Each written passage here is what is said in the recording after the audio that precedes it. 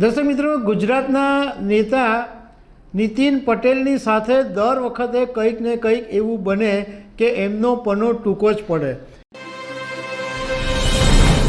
નમસ્કાર દર્શક મિત્રો, ગુજરાતના દિગ્ગજ નેતા અને પૂર્વ નાયબ મુખ્યમંત્રી નીતિનભાઈ પટેલનો પનો આ વખતે પણ ટૂંકો પડ્યો છે. આપણે ઘણી વખત એવું જોયું છે કે નીતિન પટેલના મોઢામાં કોળિયો આવી ગયો હોય અને એ છીનવાઈ ગયો હોય. આ વખતે એવું બન્યું કે મહેસાણાની જે બેઠક છે એની પરથી નીતિન પટેલે લોકસભા માટે ઉમેદવારી કરી હતી, પરંતુ આજે એમણે જાહેરાત કરી કે આ દાવેદારી હું પાછો ખેંચી લઉં છું. એની પાછળનું પણ કારણ છે, તો એના વિશે તમારી સાથે વાત કરીશું. મારું નામ રાજેશ શાહ છે અને તમે જોઈ રહ્યા છો ખબર છે.com.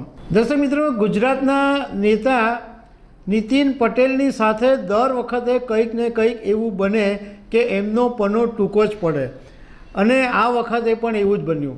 એમણે મહેસાણાની લોકસભા બેઠક માટે દાવેદારી કરી હતી અને આ બેઠક માટે 20 કરતાં વધારે ઉમેદવારો દાવેદાર હતા, પરંતુ એમણે એક ટ્વીટ કરીને જાહેરાત કરી કે આ હું મારી દાવેદારી પાછી ખેંચી લઉં છું. નીતિન પટેલે શું લખ્યું એ પહેલાં વાત કરી લઈએ અને એ પછી હું તમને એનાલિસિસ કહું કે એમણે એમ લખ્યું કે મહેસાણા લોકસભા સીટ પર ભાજપના ઉમેદવાર તરીકે કેટલાક કારણોસર મેં મારી ઉમેદવારી નોંધાવી હતી અને ગઈકાલે 195 ઉમેદવારોની યાદી જાહેર થઈ અને એમાં રાજ્યના 15 ઉમેદવારોની જાહેર થઈ. મહેસાણાની જે બેઠક છે એ ઉમેદવારોની પ્રક્રિયા હજી ચાલી રહી છે. એ પહેલાં હું મારી દાવેદારી પાછી ખેંચી લઉં છું.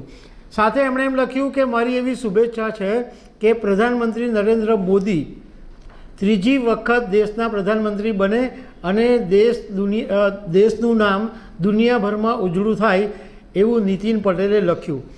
હવે રાજકારણના જાણકારોનું કહેવું એમ છે કે આ આખું ડેવલપમેન્ટ થવા પાછળનું એક કારણ એ છે કે આ મહેસાણા બેઠક માટે જે નિરીક્ષકો હતા એમાંના એક નિરીક્ષક કુંવરજી બાવળિયા અને પ્રધાનમંત્રી નરેન્દ્ર મોદીની બંધ બારણે ખાનગીમાં બેઠક થઈ હતી અને એ બેઠક પછી નીતિન પટેલે જાહેરાત કરી કે હું મહેસાણા બેઠક ઉપરથી મારી ઉમેદવારી પાછી ખેંચી લઉં છું.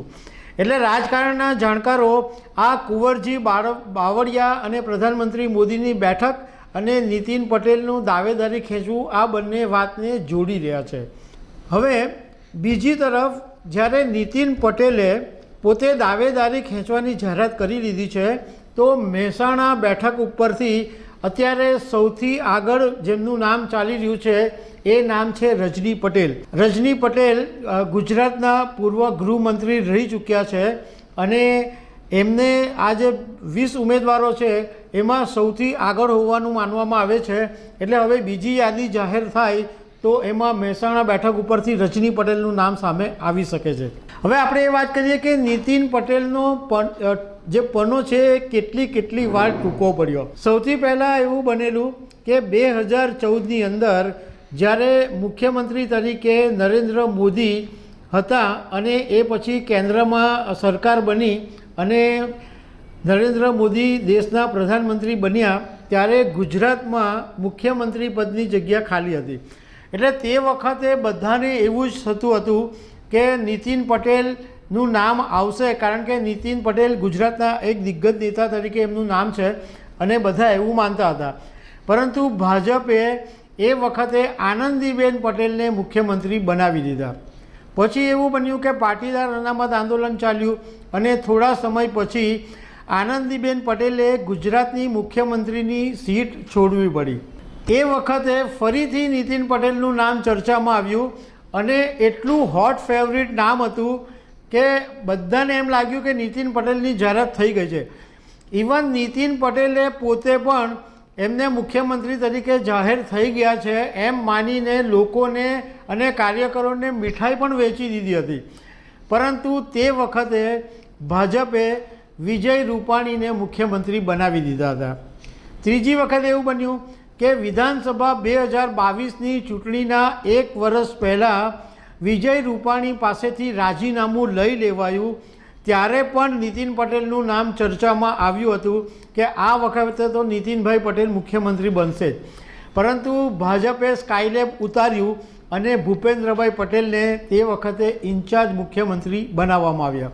નીતિનભાઈ પટેલની સાથે બીજી એક વાત એ પણ છે કે ગુજરાત વિધાનસભા 2022માં એમને પોતે ધારાસભ્યની ચૂંટણી લડવી હતી, પરંતુ હાઈકમાન્ડનો એવો આદેશ હતો કે તમારે એવો લેટર લખવાનો છે કે ભાઈ આ ગુજરાત વિધાનસભા 2022ની ચૂંટણીમાં હું લડવાનો નથી. એટલે નીતિન પટેલે લેટર લખવો પડ્યો અને કીધું કે ભાઈ હું ગુજરાત વિધાનસભા 2022ની ચૂંટણીમાં લડવાનો નથી. એટલે નીતિન પટેલનો દર વખતે પન્નો ટૂંકો જ પડે છે. તો દર્શક મિત્રો, આવી અનેક વાતો સાથે અમે તમને મળતા રહીશું. Thank you very much.